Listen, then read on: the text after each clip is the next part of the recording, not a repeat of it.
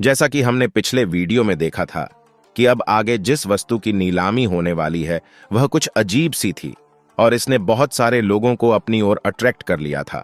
और फिर नीलामी मंच पर सफेद बालों वाले बूढ़े ने अपने माथे से पसीना पोंछकर हंसते हुए अपना हाथ हिलाया और तभी उसके पीछे की जमीन धीरे धीरे खिसक गई और 10 हट्टे कट्टे आदमी एक सफेद कपड़े से ढकी हुई एक बहुत बड़ी वस्तु ले आए और वे धीरे धीरे मंच पर चढ़ गए। यहां तक, और हाँ दोस्तों, अगर आपने अभी तक इसका पिछला एपिसोड नहीं देखा तो इसे देखने के बाद उसे भी देख लेना, लिंक डिस्क्रिप्शन में है। तो अब वीडियो शुरू करते हैं। अब अचानक इतनी बड़ी चीज को नीलामी मंच पर देखकर कई लोगों की निगाहें तेजी से मंच पर चली गईं और उस चीज में से बहुत बदबू आ रही थी। और जियान के पास में खड़ी लिटिल गर्ल जिया ने बोलते हुए अपनी नाक बंद कर ली और फिर उस सफेद बालों वाले बुढ़े ने उस चीज से सफेद कपड़े को नीचे खींच दिया। जैसे ही उस बुढ़े ने उस कपड़े को नीचे खींचा तो सबको मंच पर एक 100 फीट से भी ज्यादा बड़ी एक बीस्ट की लाश दिखाई देती है और ऐसा लग रहा था कि वह काफी समय पहले ही मर चुका था। उसके शरीर की हड्डियां और मांस सूख गया था और जिस चीज ने यहां लोगों को सबसे ज्यादा अट्रैक्ट किया था वे उस बीस्ट के विंग्स थे जो पहले ही व्हाइट बोन में बदल चुके थे। विशाल पंखों का यह जोड़ा काफी अजीब था जिससे हल्की फ्लोरोसेंट रोशनी निकल रही थी। कोई भी उन विंग्स को देखने वाला आदमी एक नजर में बता सकता था कि इन विंग्स में एक स्ट्रेंज पावर्स है और इस बीस्ट को देखने से ऐसा लग रहा था जब यह मैजिकल बीस्ट पास्ट में जिंदा था तो यह काफी हाई रैंक का मैजिकल बीस्ट होगा। अब सफेद बालों वाला बुढ़ा सबको उस मैजिकल बीस्ट के बारे में बताता है कि यह magical beast black emperor sect की एक पहाड़ी की नदी के किनारे मिली थी और ब्लैक एम्परर सेक्ट के लीडर के अकॉर्डिंग यह मैजिकल बीस्ट रैंक लेवल 7 से लेवल 8 में ब्रेक थ्रू करने वाला था। ऐसा सुनते ही पूरे नीलामी हॉल में हंगामा मच गया। एक मैजिकल बीस्ट जो लेवल 8 रैंक में ब्रेक थ्रू करने वाला था तो यह ऐसे कैसे मर सकता है। सभी लोग ऐसे ही बातें करने लगते हैं और अब जियान भी उस मैजिकल बीस्ट की ओर देखने लगता है और तभी जियान को उस मैजिकल बीस्ट के विंग्स में कुछ चमक दिखाई देती है। तभी जियान के पास वो सुनहरे रंग का स्क्रॉल अचानक चमक उठता है और उस पर 5 सुनहरे वर्ड्स भी थे और इस मैजिकल बीस्ट के विंग्स कुछ ऐसे थे जैसे क्वीन मेडुसा ने उस टाइम गोल्ड जीसस सेक्ट के लीडर यल्लुआ टियान को मारकर उसने वो स्काई बर्ड 9 फ्लाइंग विंग्स वाली दाऊ टेक्निक्स का स्क्रोल जियान को दे दिया था और जियान ने भी उन विंग्स के बारे में अच्छी खासी नॉलेज हासिल कर ली थी। और इन विंग्स को किसी हाई इंग्रेडिएंट्स का यूज करके बनाया जाए तो इन विंग्स की स्पीड किसी दाउजोंग की स्पीड से भी फास्ट होगी। और उस स्क्रॉल के रिकॉर्ड के अनुसार यल्लुआ टियान ने स्काई बर्ड 9 फ्लाइंग विंग्स को रैंक 6 के मैजिकल बीस्ट के विंग्स से बनाया था। और हाँ, माना कि रैंक 6 का मैजिकल बीस्ट ज्यादा पावरफुल नहीं माना जाता है, लेकिन फिर भी उस टाइम यल्लुआ टियान की उड़ने की स्पीड कुछ ऐसी थी जिसे क्वीन मेडुसा भी नहीं पकड़ पाई थी। और अगर क्वीन मेडुसा ने उस रात छिपकर यल्लुआ टियान पर अटैक नहीं किया होता तो क्वीन मेडुसा के लिए यल्लुआ टियान की जान लेना इतना आसान नहीं होने वाला था। और अगर यल्लुआ टियान हार भी जाता तो वह आसानी से स्काई बर्ड 9 फ्लाइंग विंग्स का यूज करके वहां से भाग सकता था। फिर उसे कौन पकड़ पाता, क्योंकि जियान तो लगा हुआ था मुलान वैली एल्डर्स के साथ। उसका टाइम कहां था कि वो उन एल्डरों को छोड़कर यल्लुआ टियान के पीछे जाता। और इसलिए जियान को स्काई बर्ड 9 फ्लाइंग विंग्स की टेक्निक्स बहुत पसंद आई थी और जियान को उन विंग्स को बनाने में जिस चीजों की जरूरत थी उनको ढूंढने के लिए अब भी जियान के पास टाइम की बहुत कमी थी।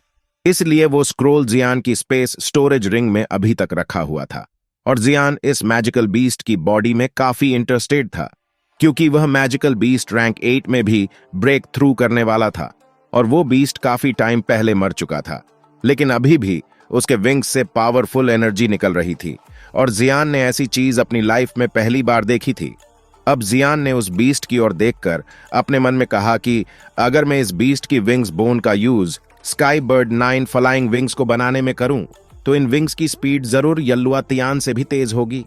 यदि उसके पास ऐसे उड़ने वाले विंग होते तो यह पॉसिबल है कि दाओजोंग क्लास में शायद ही कोई ऐसा होगा जो स्पीड के मामले में उसकी बराबरी कर सकता था। अब लिटिल गर्ल जिया ने जैसे ही उस मैजिकल बीस्ट को देखा तो उसके शरीर में हल्की सी बेचैनी होने लगी और जब जियान लिटिल गर्ल जिया को ऐसे बेचैन होते हुए देखता है तो वो लिटिल गर्ल जिया से पूछता है कि तुम्हें क्या हुआ, क्या तुम ठीक हो। तभी लिटिल गर्ल जिया जियान से कहती है कि जैसे ही इस मैजिकल बीस्ट की लाश मेरे सामने आई तो मुझे कुछ अजीब सी बेचैनी फील होने लगी। अब जब जियान लिटिल गर्ल जिया को ऐसा बोलते देखता है तो वो कहता है कि भाई कहीं ये तुम्हारा रिलेटिव तो नहीं है ना, क्योंकि जियान को पता था कि लिटिल गर्ल जिया भी एक मैजिकल बीस्ट है। लेकिन जियान यह नहीं जानता था कि यह पिद्दी लड़की किस टाइप की मैजिकल बीस्ट है।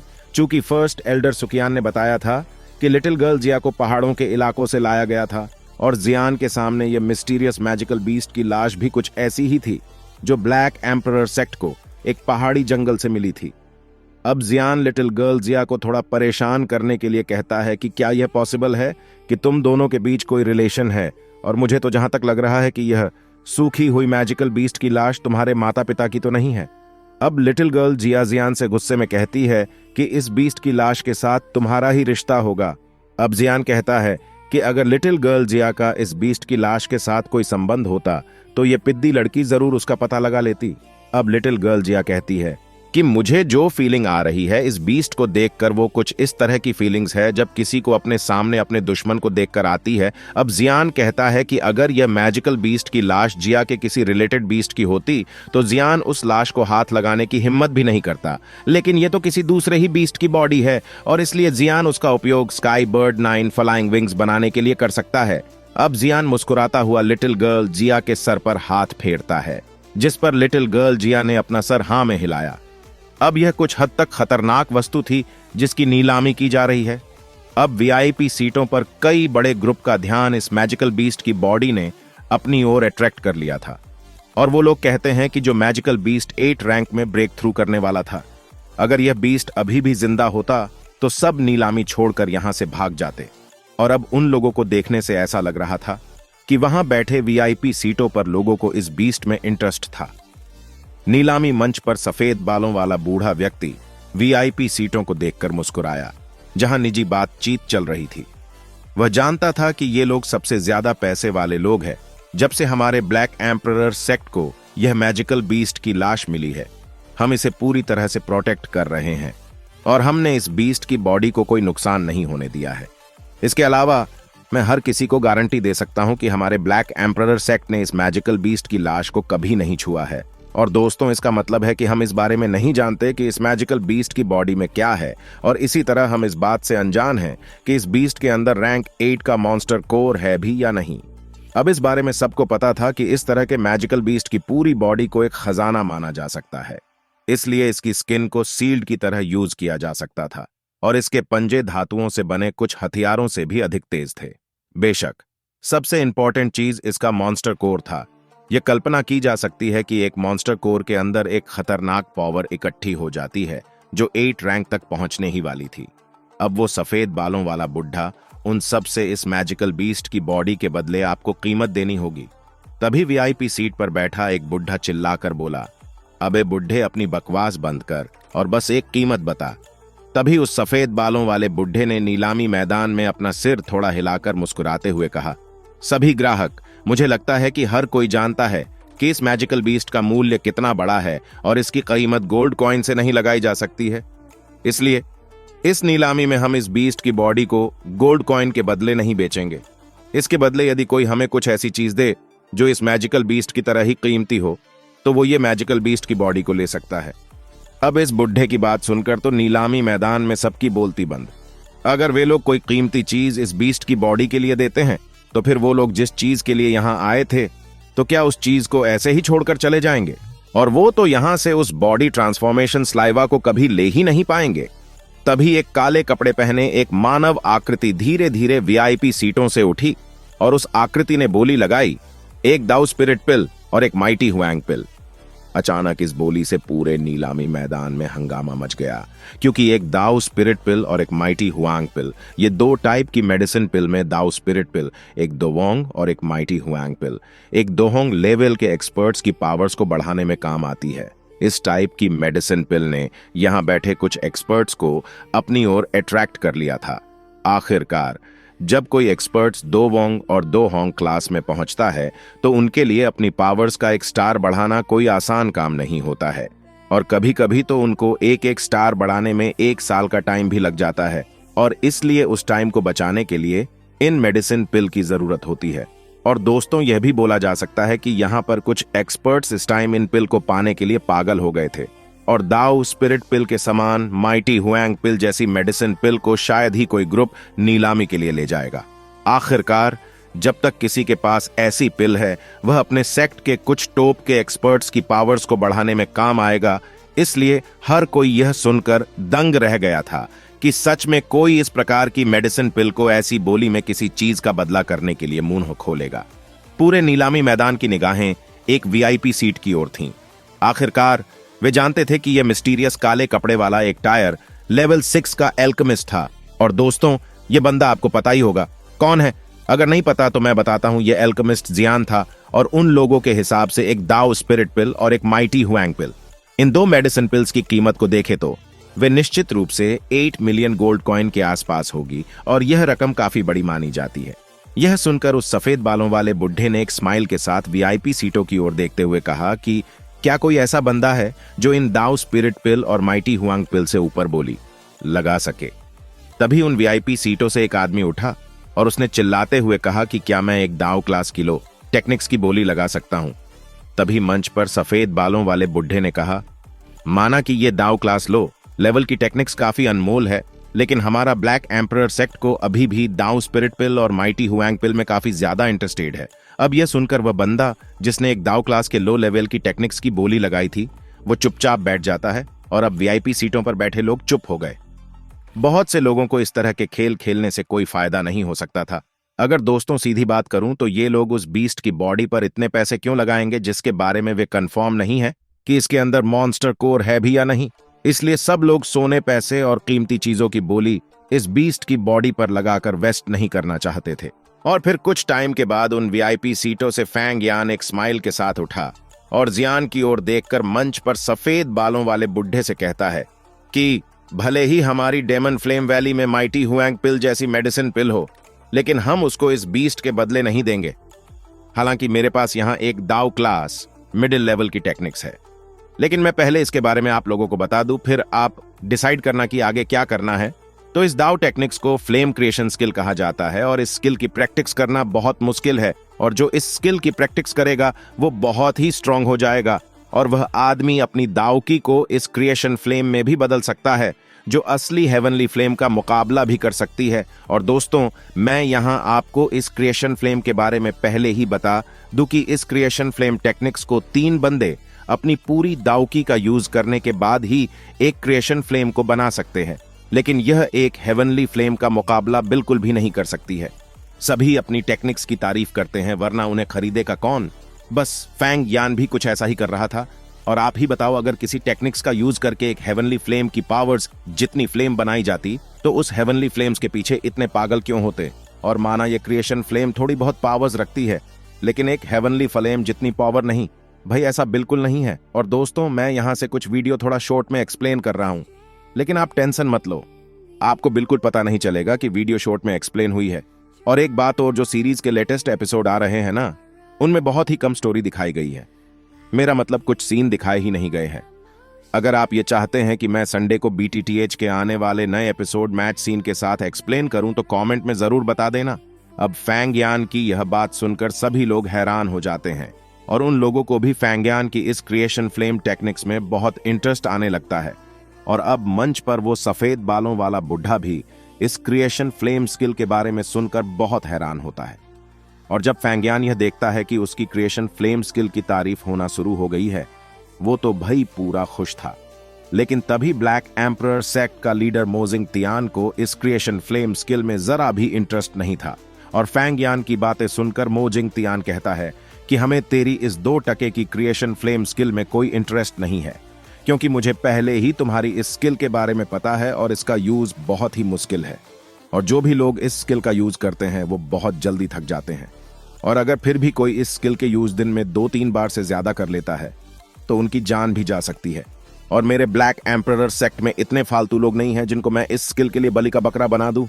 अब फैंग यान मोजिंग तियान को जब ऐसा बोलते देखता है तो भाई उसकी तो सच में जल जाती है। और फिर फैंग यान मोजिंग तियान से कहता है कि तुम्हें क्या लगता है कि इस बेकार बीस्ट की सड़ी हुई बॉडी के बदले मैं इस स्किल को दूंगा? ऐसा नहीं होने वाला। और फिर फैंग यान अपनी सीट पर बैठ जाता है और फिर मोजिंग तियान की ओर देखकर कहता है कि इस बीस्ट की बॉडी की कीमत बहुत ही ज्यादा है और अगर आप इस बीस्ट की बॉडी को पाना चाहते हैं तो आपको इसके बदले में 5 दाओ स्पिरिट पिल्स और 4 माइटी हुआंग पिल्स को देना पड़ेगा। अब मोजिंग तियान की बात सुनकर पूरे नीलामी मैदान में हंगामा मच गया और कुछ लोग आपस में कहते हैं कि अरे ये ब्लैक एम्परर सेक्ट का लीडर कितना लालची है जो इस बीस्ट के बदले 5 दाउ स्पिरिट पिल्स और 4 माइटी हुआंग पिल्स कैसे मांग सकता है। इसे तो चुल्लू भर पानी में डूबकर मर जाना चाहिए। और अब जियान मोजिंग तियान से कहता है कि मैं आपको इस बीस्ट के बदले 3 दाउ स्पिरिट पिल्स और 1 माइटी हुआंग पिल दे सकता हूं। अब इधर मोजिंग तियान फिर से जियान से कहता है कि नहीं नहीं, ये तो बहुत कम पिल्स है। आप ऐसा करो, 4 दाउ स्पिरिट पिल्स और 3 माइटी हुआंग पिल्स हमें दे दो। अब जियान उस मोजिंग तियान को कहता है कि क्या ब्लैक एम्परर सेक्ट के लीडर को ऐसा लगता है कि मेडिसिन पिल को रिफाइन करना इतना आसान काम है। देखो, मैं अब आपके साथ ज्यादा मोलभाव नहीं करूंगा। मेरी लास्ट बोली है 3 दाउ स्पिरिट और 2 माइटी हुआंग पिल्स, और मैं भी बाकी सभी लोगों की तरह ही इसमें ज्यादा इंटरेस्टेड नहीं हूं। और क्या पता इस बीस्ट के अंदर कुछ मिले या ना मिले। अब जियान की यह बात सुनकर मोजिंग तियान कुछ टाइम के बाद सोचकर बोलता है कि ठीक है, हम आपका यह ऑफर एक्सेप्ट करते हैं। अब जियान भी थोड़ा खुश हो जाता है। अब जियान 3 दाउ स्पिरिट और 2 माइटी हुआंग पिल्स निकालकर मोजिंग तियान को देता है तो वीआईपी सीट पर बैठे सभी लोग यह देखकर एकदम हैरान हो जाते हैं, क्योंकि जो बंदा इतनी सारी पिल्स को ऐसे ही एक स्माइल के साथ दे दे और उसको जरा भी फर्क ना पड़े। और ऐसे करते हुए सब लोग हैरानी से जियान को ही देख रहे थे। और कुछ लोग तो सोच रहे थे कि जियान ने इस बीस्ट की बॉडी को 3 दाउ स्पिरिट और 2 माइटी हुआंग पिल्स देकर बेकार में ही खरीद लिया है। और अब जियान अपने सीट पर बैठ जाता है। अब जियान को पता था कि इस बीस्ट की ब्लैक एम्परर सेक्ट ने पहले ही जांच कर ली होगी, और जियान ने इस बीस्ट को इसलिए खरीदा क्योंकि उसे स्काई बर्ड 9 फ्लाइंग विंग्स की टेक्निक्स को पूरा करने के लिए इस बीस्ट के विंग्स की जरूरत थी। और अगर 5 पिल्स के बदले जियान को उसकी लाइफ प्रोटेक्ट करने वाले विंग्स मिल रहे हैं तो उसके लिए उन पिल्स की कोई कीमत नहीं है। अब मोजिंग तियान ने एक ताली बजाई और फिर से वही हट्टे कट्टे लोगों का ग्रुप वहां आ गया और उस बीस्ट की बॉडी को वहां से उठाकर ले गए। अब उस मैजिकल बीस्ट की बॉडी को ले जाते हुए देखने के बाद भी मोजिंग तियान वहां से मन छोड़कर नहीं गया। और फिर मोजिंग तियान ने वीआईपी सीटों पर बैठे कई लोगों को देखते हुए अपनी स्टोरेज रिंग से बैंगनी सुनहरे दस्ताने अपने हाथ में पहन लिए, और फिर उसके हाथ हिलाते ही एक बार फिर जमीन फट गई। तभी उसमें से काले कपड़े पहने हुए कुछ आदमी चलते हुए बाहर निकले, जिनमें से एक के हाथ में एक छोटा बक्सा था जो पीले कपड़े से ढका हुआ था। अब मोजिंग तियान कहता है कि मुझे लगता है कि हर किसी को इस बार मेरे ब्लैक एम्परर सेक्ट द्वारा आयोजित नीलामी के मेन आइटम के बारे में तो पता ही होगा, और यहां बैठे बहुत सारे लोग इसी चीज के लिए आए हैं। और अब मोजिंग तियान के बोलने के बाद उन काले कपड़े पहने लोगों ने बहुत ही सेफली तरीके से पीले कपड़े से ढके उस छोटे बक्से को धीरे से नीलामी की मेज पर रख दिया और उस सील्ड से मेज को कवर करके पीछे हट गए। अब मोजिंग तियान कहता है कि अगर कोई इसे जबरदस्ती लेने की कोशिश करने के बारे में सोचता है तो ये 5 ब्लैक एम्परर सेक्ट के एल्डर्स, जिनकी पावर्स दोहोंग क्लास में है, उस व्यक्ति को मारने के लिए जरा भी नहीं सोचेंगे।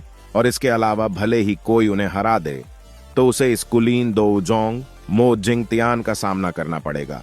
और इस बॉडी ट्रांसफॉर्मेशन स्लाइवा की कीमत बहुत अधिक है, और इस चीज का प्राइस इतना हाई होने का मुख्य कारण यह अफवाह है कि यदि कोई बॉडी ट्रांसफॉर्मेशन स्लाइवा को प्राप्त कर ले तो वह बॉडी ट्रांसफॉर्मेशन स्लाइवा के कोर के बारे में जानकारी प्राप्त कर सकता है। और यह बॉडी ट्रांसफॉर्मेशन स्लाइवा का कोर किसी भी एक्सपर्ट्स को दाओशेंग में ब्रेक थ्रू करवाने में बहुत हेल्प करता है। और दोस्तों, मैं यहां पर दाओशेंग के बारे में ज्यादा नहीं बताऊंगा, क्योंकि मैंने पहली वीडियो में थोड़ा बहुत दाओशेंग के बारे में बताया था जब जियान थाउजेंड मेडिसिनल हाउस में गया था, और अभी के लिए यहां एक दाओशेंग का रोल नहीं आया है। इसके बारे में बाद में ही बात करेंगे। अब मोजिंग तियान ने वीआईपी सीटों की ओर देखते उसने अपने हाथ से उस बॉक्स के ऊपर से पीले कपड़े को धीरे से पकड़कर हटा दिया, और जैसे ही पीला कपड़ा हटाया गया तो तभी हमें एक पारदर्शी क्रिस्टल बॉक्स दिखाई देता है जिससे सनलाइट की तरह हल्की रोशनी निकल रही थी। और इस टाइम सभी उस बॉक्स को देखने लग रहे थे, और उस क्रिस्टल बॉक्स के अंदर एक असामान्य रूप से फीकी रोशनी घूम रही थी, और एक सी मोटी जेड ग्रीन कलर की वस्तु का मुट्ठी के आकार का समूह प्रकाश बिखरने के साथ धीरे धीरे बॉक्स के अंदर हिल भी रहा था। और जब वह हिल रहा था तो ऐसा लग रहा था कि जैसे इसमें खुद की एक लाइफ हो, और यही थी वो बवाल चीज जिसके लिए इतने सारे लोग यहाँ आए थे।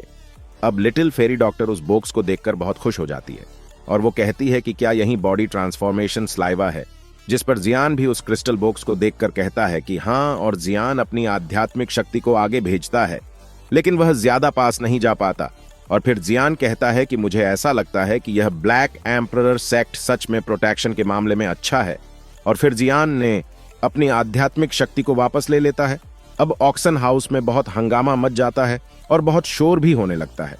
और तभी मो जिंग तियान अपने पावरफुल ओरे को रिलीज कर देता है और सब लोग फिर से एक बार फिर चुप हो जाते हैं। और फिर मो जिंग तियान सबसे कहता है कि कृपया सभी हमारे ब्लैक एम्परर सेक्ट के नियमों का पालन करें। अगर किसी को इस नीलामी में इंटरेस्ट है तो वह अपना मुंह खोलकर बोली लगा सकता है और अपनी सीट छोड़ने की कोई जरूरत नहीं है। और अब इस बॉडी ट्रांसफॉर्मेशन स्लाइवा की नीलामी शुरू होती है। अब मो जिंग तियान के शब्द सुनने के बाद नीलामी मैदान में एकदम सन्नाटा छा गया था और हर कोई जानता था कि इस बॉडी ट्रांसफॉर्मेशन स्लाइवा की कीमत कोई आम कीमत नहीं होगी और कुछ लोगों के लिए तो इतनी कीमत देना पॉसिबल नहीं है। अब वीआईपी सीटों बैठे हुए लोगों में भी अजीब तरह की शांति सी थी और जब किसी ने बोली लगाने के लिए अपना मुंह नहीं खोला तब मो जिंग तियान हंसकर कहता है कि इस बॉडी ट्रांसफॉर्मेशन स्लाइवा के इतने कीमती होने के कारण इसकी नीलामी की विधि भी कुछ अलग तरह से होगी। इसके बाद मैं उन दोस्तों को इनवाइट करना चाहूंगा जो अकेले इस नीलामी में सीक्रेटली बोली लगाने में रुचि रखते हैं और जो अपनी कीमती चीज के बदले इस बॉडी ट्रांसफॉर्मेशन स्लाइवा को बदलना चाहते हैं। और दोस्तों, ये बुढ़ा ऐसा इसलिए कर रहा था क्योंकि अगर कोई बंदा ऐसे ही अपनी कीमती चीजों को सबके सामने निकालता है और फिर उस चीज के बदले बॉडी ट्रांसफॉर्मेशन स्लाइवा नहीं मिल पाता है तो वो बंदा सेफ रहेगा। वरना यहाँ बहुत से लोग हैं जो उस चीज के बारे में पता चलने से उस बंदे को नीलामी से बाहर निकलने पर उस बंदे को धर लेंगे। अब मो जिंग तियान की बात सुनकर कुछ लोगों को तो बहुत गुस्सा आता है, लेकिन कुछ लोग जो अपनी सेफ्टी चाहते थे वे लोग बहुत खुश थे। और उन लोगों में जियान भी था, क्योंकि सबको पता है कि यह मिस्टीरियस टायर लेवल 6 का एल्केमिस्ट है और उसके पास बहुत सारी कीमती चीजें मिलेंगी। लेकिन जियान को टेंशन लेने की कोई जरूरत नहीं है, उसके पास तो पावरफुल लोग हैं। अब मो जिंग तियान ने नीलामी मंच को एक सील्ड जैसे प्रकाश स्तंभ से कवर कर दिया, जिससे उसमें क्या हो रहा है बाहर के लोगों को पता ना चले। लेकिन कुछ ये लोग ये भी सोच रहे थे कि मो जिंग तियान उनके साथ कुछ गड़बड़ी ना कर दे। अगर वो ऐसा करेगा तो यहाँ पर कुछ ऐसे एक्सपर्ट्स भी आए हुए हैं जिनसे वो फिर बच नहीं पाएगा। और दोस्तों, अपने सेक्ट की रिपुटेशन कौन खराब करना चाहेगा।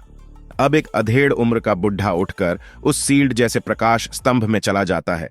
नीलामी मंच से उस लाइट पिलर से अधेड़ उम्र का आदमी खंभे से बाहर चला गया और वह अपनी सीट पर लौट आया।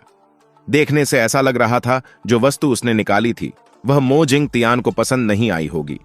अब वीआईपी सीटों पर बैठे एक पीले कपड़े पहने एक बुढ़ा दबंग की तरह उठकर तेजी से खड़ा हुआ और प्रकाश स्तंभ में चला गया। और फिर वो भी ऐसे ही वापस आ गया और ऐसे ही बहुत सारे लोग उस प्रकाश स्तंभ में जाते और कुछ उस प्रकाश स्तंभ से बाहर निकलने के बाद खुश भी होते। अब जियान और बाकी लोग ये सब देख रहे थे। अब उस ईगल एल्डर की बारी आती है और वो भी प्रकाश स्तंभ की ओर जाने के लिए अपने सीट से उठता है। तभी जियान, डेमन फ्लेम वैली के लोग और फर्स्ट एल्डर सुकियान बाकी सभी की उस बुढ़े को प्रकाश स्तंभ की ओर जाता देखकर हैरान थे। और जैसे ही वो ईगल एल्डर अपनी सीट से गायब होकर गया तो जियान ने बड़ी हैरानी के साथ कहा कि मुझे लगता है इस बुढ़े की आभा एक साधारण दोजोंग से अलग है। निश्चित रूप से यह एक कुलीन दोजोंग था और ब्लैक कॉर्नर रीजन में और न जाने कितने एक्सपर्ट्स ऐसे हैं जिनके बारे में मैं जरा भी नहीं जानता हूं। और जैसे वह ईगल एल्डर गायब होकर गया था उसी तरह आकर अपनी सीट पर बैठ जाता है। और कोई भी उस बुढ़े को देखकर बता सकता था उसके चेहरे पर एक स्माइल थी और देखने से ऐसा लग रहा था कि उसे अपनी लगाई गई कीमत पर बहुत भरोसा था। अब इस ईगल एल्डर के बाद डेमन फ्लेम वैली का फैंग यान उठकर उस प्रकाश स्तंभ में प्रवेश करने के कुछ टाइम के बाद वह धीरे धीरे बाहर निकला तो उसके चेहरे पर मुस्कान थी और दोस्तों, देखने से ऐसा लग रहा था कि वह अब की बार उस बुढ़े को कोई दमदार चीज दिखाकर आया है। और दोस्तों, यहाँ इस दमदार चीज का कुछ और मतलब मत निकाल लेना। और जैसे ही फैंगयान अपनी सीट पर लौटा तो जियान ने फेस पर थोड़ी उदासी सी छा गई। और अब जैसे ही जियान खड़ा होने ही वाला था कि उसने देखा कि थोड़ी दूरी पर जोली उससे पहले उठ गया, जिसके बाद वह प्रकाश स्तंभ में चला गया। और जियान तो थे देखने के बाद एकदम हक्का बक्का रह गया था, क्योंकि भाई इस बार शोगेट भी बॉडी ट्रांसफॉर्मेशन स्लाइवा में इंटरेस्टेड था। तभी कुछ टाइम के बाद जोली भी बाहर आकर अपनी सीट पर बैठ जाता है और उसके फेस पर ना खुशी के एक्सप्रेशन थे और ना ही गम के थे। और देखो दोस्तों, मुझे तो कुछ ऐसा लग रहा है कि जॉली ने जिस चीज को ब्लैक एम्परर सेक्ट के लीडर को दिखाया होगा वह उसे पसंद नहीं आई होगी। अब जियान अपनी सीट से उठकर हवा में उड़ने के साथ उस प्रकाश स्तंभ में पेंटर हो जाता है और एंटर होते ही जियान को एक तेज रोशनी दिखाई देती है और फिर जियान को नीलामी मंच पर मो झिंगतियान और उसके पीछे एक लाल चेहरे वाला बुढ़ा दिखाई देता है। और बुढ़ा वही क्यू ईशान था जिसके साथ जियान का 1000 मेडिसिनल हाउस में कुछ पंगा हो गया था। और मो झिंगतियान ने एक स्माइल के साथ जियान को कहा कि आखिरकार यनसाओ आप आ ही गए। और जियान उन लोगों को एक मोटा बकरा लग रहा था जो उन्हें अच्छी खासी पिल दे सकता था। अब जियान ने अपने पास रखे उस क्रिस्टल बॉक्स को देखकर कहा कि क्या ये सच में बॉडी ट्रांसफॉर्मेशन स्लाइवा है? मो झिंगतियान ने हंसते हुए कहा कि हमारा ब्लैक एम्परर सेक्ट किसी नकली चीज की नीलामी नहीं करेगा। और क्या मिस्टर यनसाओ, मैं जान सकता हूं कि आप इस बॉडी ट्रांसफॉर्मेशन स्लाइवा के बदले में हमें क्या चीज दे सकते हैं? और तभी जियान ने अपनी उंगली के एक झटके से उसके हाथ में एक सफेद जेड की बोतल दिखाई दी और इस जेड बोतल में ड्रैगन की आंख के आकार की एक बड़ी मेडिसिन पिल दिखाई दे रही थी। और फिर जियान कहता है कि यह एक टायर लेवल 6 की झोंक ब्रेकिंग पिल है और मुझे लगता है कि सेक्ट लीडर आप इसके बारे में पहले ही सुन चुके होंगे और इस मेडिसिन पिल के बारे में आपसे कुछ नहीं कहूंगा। और जियान ने इतना कहकर जेड बोतल धीरे से मो झिंगतियान की ओर फेंक दी और जियान के मुंह से झोंक ब्रेकिंग पिल का नाम सुनकर मो झिंगतियान और उसके पीछे वो बुढ़ा क्यों आईशान यह नाम सुनकर कांप उठे और उनके चेहरे पर एक खुशी थी जिसे छुपाना मुश्किल ही नहीं नामुमकिन था। और देखो दोस्तों, कुछ लोग ये बोल रहे थे कि मैंने उनको बताया नहीं कि मैंने कल वीडियो क्यों नहीं डाली थी। अरे भाइयों, एक बार मेरे चैनल पर जाकर उसमें मेरी पोस्ट चेक करो। मैंने परसों ही बता दिया था कि मंडे को मेरे 2 टेस्ट है और मुझे उनके लिए तैयारियां भी करनी थी, इसलिए मैं कल वीडियो नहीं डाल पाया। और अगर आपको कोई प्रॉब्लम ना हो तो मेरी इस 2 टके की इंस्टाग्राम की आईडी को भी फॉलो कर लो, लिंक डिस्क्रिप्शन में है। इसी के साथ ही आज का यह एपिसोड खत्म होता है।